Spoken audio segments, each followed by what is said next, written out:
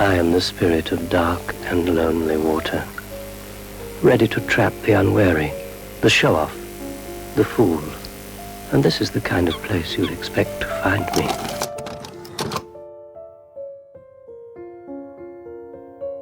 Thalassophobia is a fear of the vastness of a body of water. You may have felt this swimming in the sea, a river or a lake, or maybe even looking overboard if you've ever been on a boat.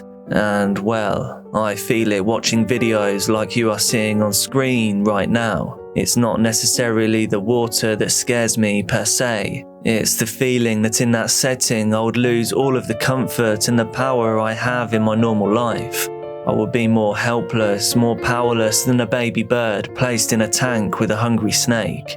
Whatever the ocean wanted to do with me, I would be powerless. Even being stranded in a calm body of water, you are on a pretty short timeline before you sink down and down into the blackness. Whether you feel it or not, your time is running down to zero very quickly.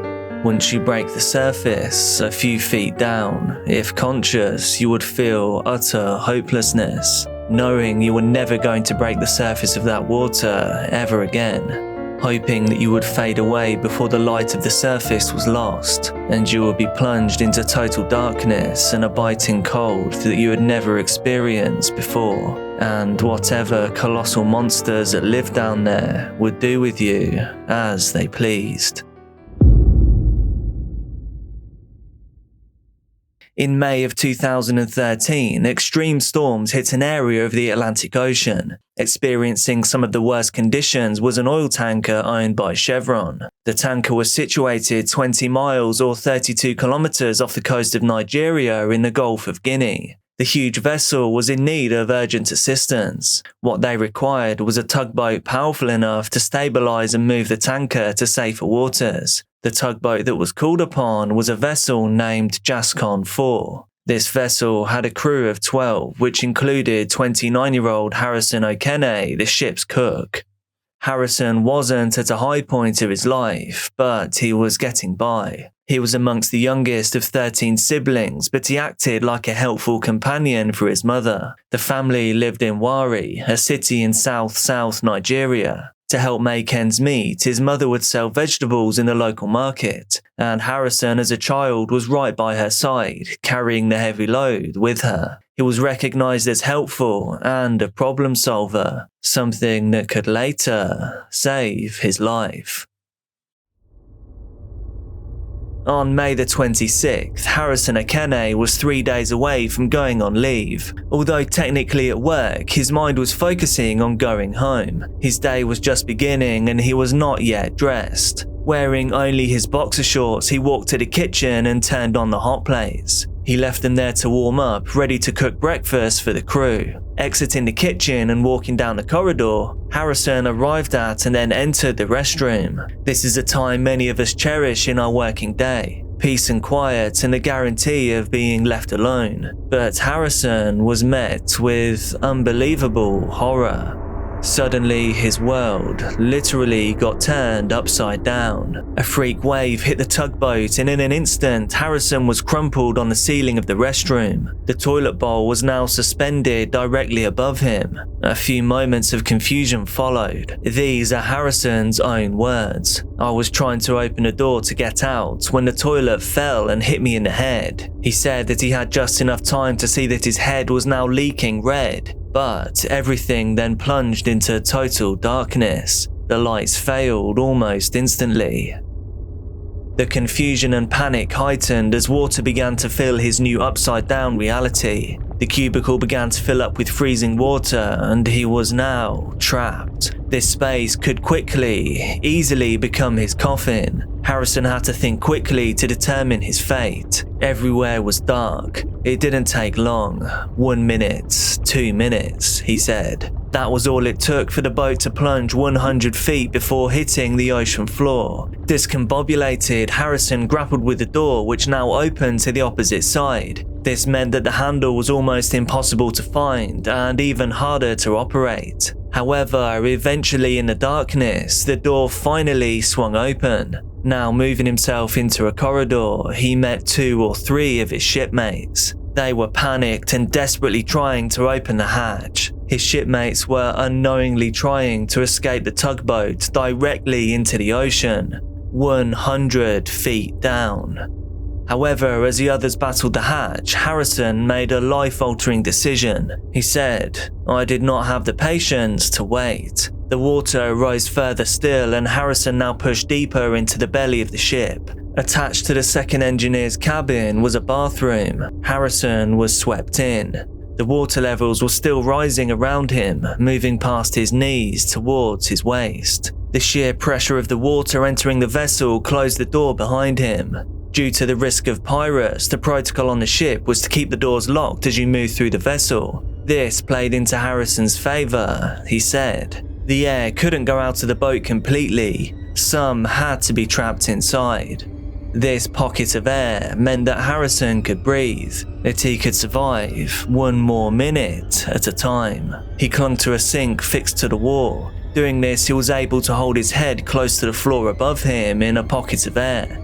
Total darkness enveloped Harrison, so his sense of sight was now useless. But his ears delivered him a story of horror and panic from his shipmates.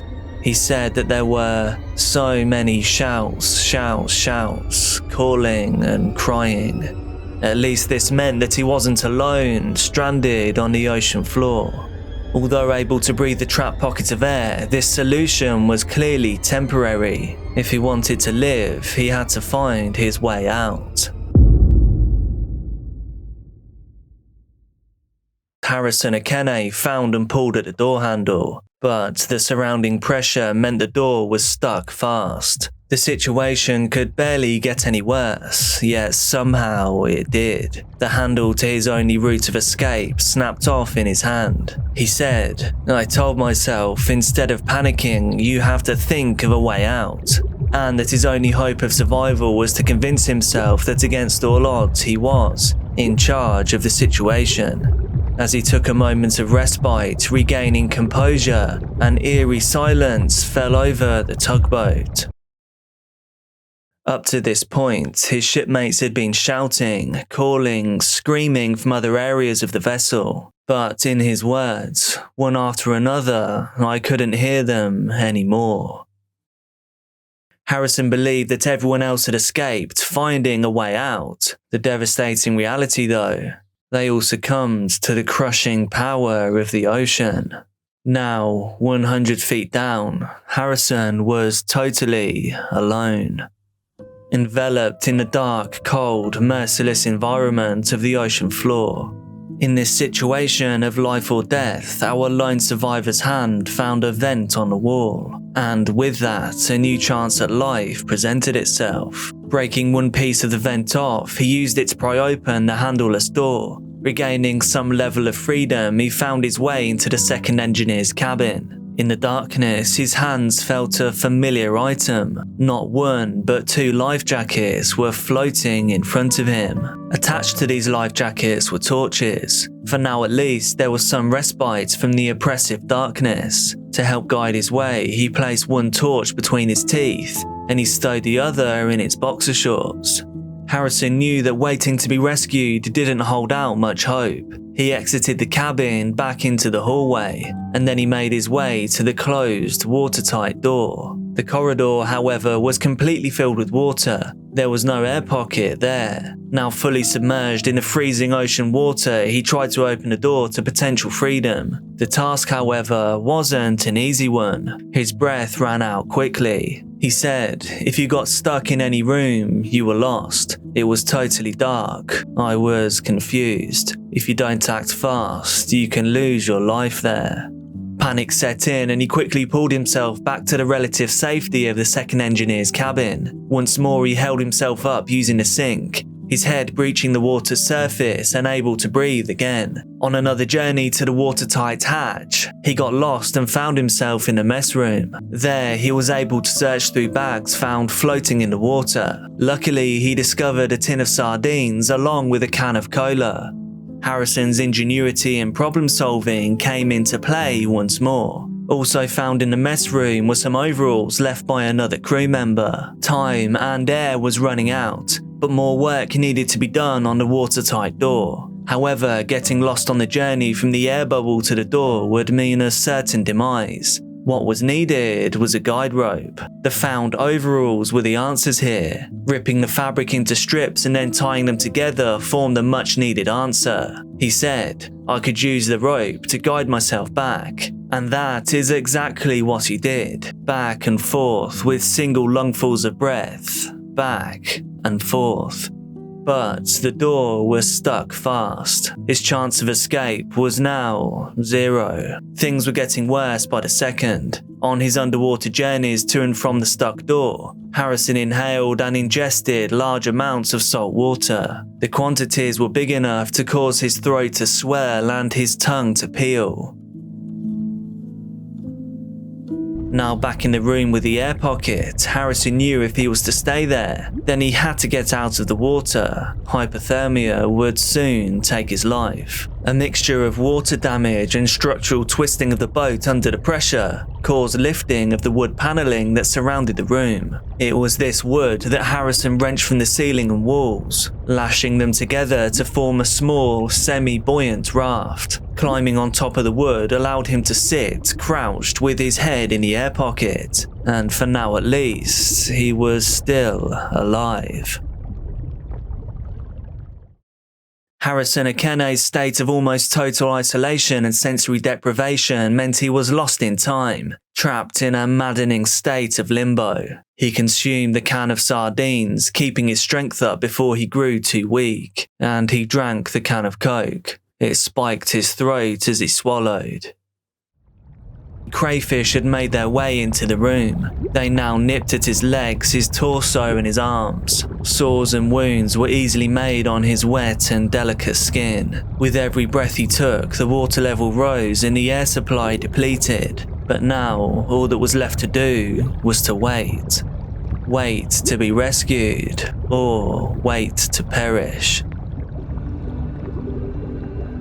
He said, I had to keep my mind away from that. Let me just stay put, I thought. Thoughts of his life leading up to this point replayed through his mind. His family, his friends, his mother. He sang songs he learned in church, finding strength in his faith at a time when most would crumble. He said, I tried to kill the fear in front of me, because one thing that can kill you fast is fear. That panic comes at you. It kills you before your real death comes, because the moment you start panicking, you use too much oxygen.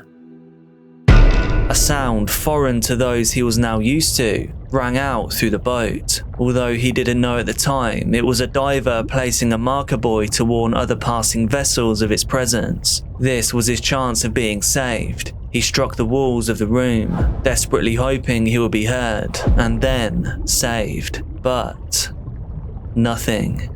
He was alone once more. Back to the darkness. Back to the eerie quiet. Back to the total isolation. Time in the void passed again. The seconds, the minutes, the hours. Harrison said that he saw a reflection of light like a bubble. Taking a deep breath, he slid into the water, searching for the source, but he saw nothing. He returned to the surface, and knowing this could be his only chance, he filled his lungs once more. And again, he submerged himself, reaching his hand out into the abyss. 3 days had passed and the chance of survival were near 0. This glimmer of light was one diver from a team of 6. They were searching the boat, removing bodies. The diver saw Harrison's hand. He believed it was just one more body. But then, the hand grabbed back. In an unbelievable moment, the diver radioed it in. Harrison Okene's life, against all odds, was saved. This is the real video taken by the headcam of his rescuer. Alright, just reassure him, pat him on the shoulder. Okay. Alright. Alright. Alright, show him the harness. I'm sure he's put a harness on, you know, working at heights. He would have done something like that. Open it, open the front. He hasn't drunken much, eh? Oh, he's almost finished it. Okay, sorry. All right, tell him. What's wrong with him? This is cold. What's cold? The water. The water's cold. Yeah, I see the water's cold. There was that oval that you. Right, let's get that hat on his head so we can reduce the CO2, please. Okay, is his umbilical on around his body like we were diving? Yeah, that's it. Okay, hold on. All right. Okay, Harrison, you mustn't take your hat off, okay? You must just breathe nicely, yeah? Okay. All right, let's go. You hold your umbilical and you listen to me, okay? All right, we're going now. Put your head underwater and breathe comfortably, okay? Okay, how's that? Are you all right, Harrison? Are you comfortable?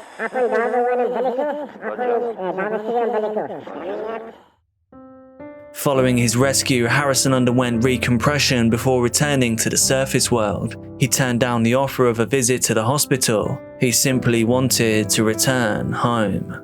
This was now his day off, after all.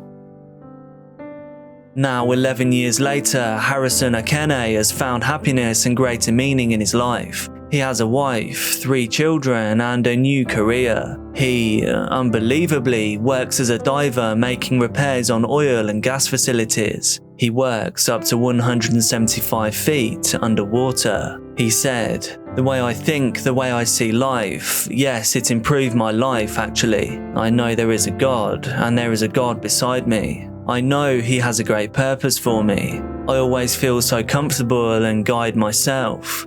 I try not to offend anybody and I try to trust life, because when humans are close to death, that is when they understand we are all one." How are you in the bell, Harrison? Give me a thumbs up. Good job, my friend. Well done. You're a survivor.